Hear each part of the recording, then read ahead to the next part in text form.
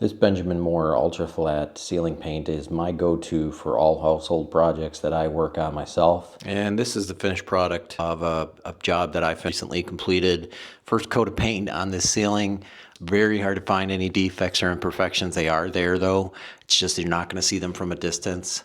I can try to zoom in here, and right there I think you can see this is a roller mark left from a previous owner, and there are a lot of them in the house. Lights and shadows with any other paint that I've used, sunlight hits them and you can definitely see what you don't want to see, and that is the previous roller marks. It's maybe not a big deal for some, but it also for some is really annoying to see that, you know. I mean, you can't control what the previous owner did, but it's ugly. So this paint is the best I could find.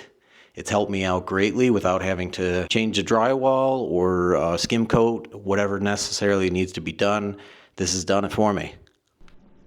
This paint retails about $60 a gallon, which is probably about 30% more than you're going to pay from Home Depot or Lowe's. But again, this is what I found. It works.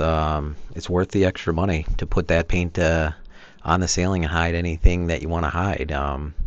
The way that I look at it for this type of thing is that I'm painting myself. I'm saving the money on the labor, so I might as well put the money towards quality supplies and materials.